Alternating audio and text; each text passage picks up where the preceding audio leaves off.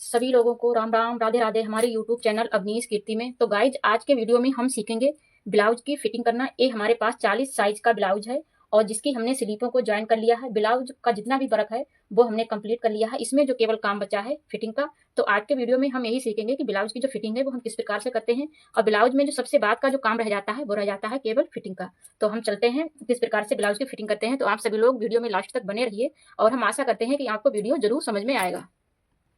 तो चलते हैं हम ब्लाउज में फिटिंग की शुरुआत करते हैं। तो फिटिंग के लिए हमने ब्लाउज के दोनों पार्टों को लिया है और दोनों पार्टों को बिल्कुल हमने सीधा लिया है और हमारे यहाँ पर पार्ट जो है बिल्कुल बराबर है। आपको एक बात का ध्यान रखना है, आप जब फिटिंग करें तो फिटिंग करते समय आपके ये जो पार्ट है बिल्कुल बराबर होने चाहिए। अगर आपके पार्ट बराबर नहीं है तो आपकी जो फिटिंग है वो परफेक्ट नहीं आएगी। तो मतलब ब्लाउज के पार्टों को बराबर कैसे करते हैं वो हमने दूसरे वीडियो में देखा है, हमारे चैनल पर जाके देखिए। तो यहाँ पर हमारे पार्ट बराबर हैं। अब इसके ऊपर हम सिलाई को लगाएंगे और सीधी तरफ से सिलाई को लगाएंगे। तो चलते हैं हम यहाँ पर सिलाई को लगाते हैं।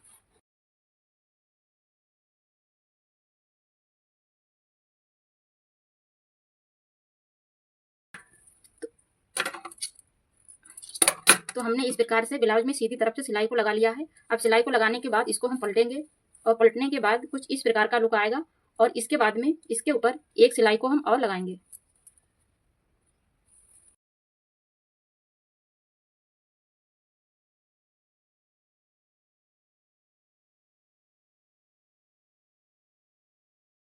इस तरफ से उल्टी साइड में सिलाई लगा लिया है।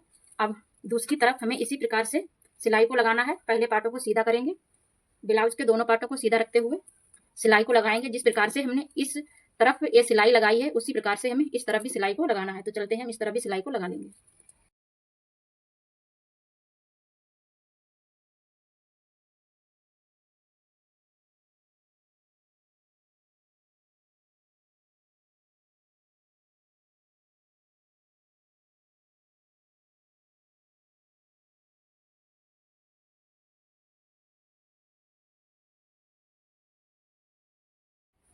तो गाइज सिलाई को लगाने के बाद ब्लाउज को हमने इस प्रकार से उल्टा करके रख लिया है।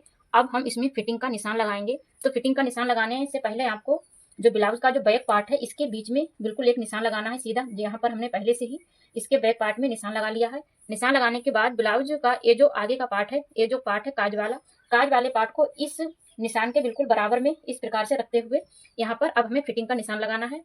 तो इसके बराबर हमने यहाँ पर रखा है। अब हम लगाएंगे फिटिंग का निशान। तो हम सबसे पहले कमर में फिटिंग का निशान लगाएंगे। तो हमारे जो ब्लाउज की जो चेस्ट थी 42 का यहाँ पर हम चौथाई भाग लेंगे क्योंकि ये चौथा हिस्सा है ब्लाउज का। तो 42 का चौथाई जो होगा 10.5, तो हम यहाँ से 10.5 इंच पर एक निशान लगाएंगे।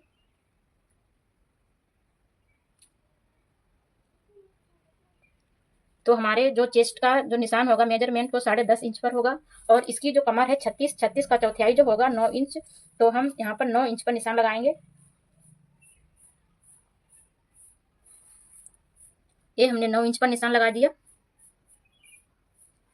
अब उसके बाद में हमारी जो आस्तीन है, आस्तीन में फिटिंग का निशान लगाएंगे। तो आस्तीन की जो मोहरी है वो 6.5 इंच है। तो हम 6.5 इंच पर निशान को लगाएंगे।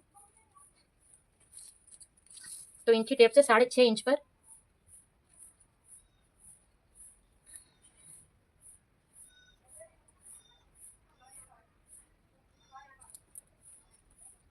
तो ये हमारा 6.5 इंच है।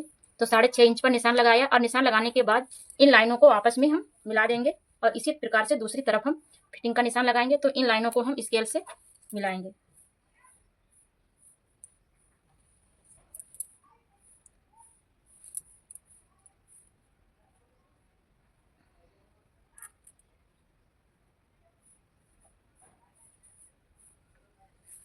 तो इस प्रकार से हमने लाइनों को सीधा मिला दिया है, आप देख सकते हैं। और इसी प्रकार से हमें दूसरी तरफ भी फिटिंग का निशान लगाना है। लेकिन दूसरी तरफ फिटिंग का निशान लगाने से पहले आपको एक चीज ध्यान रखनी है।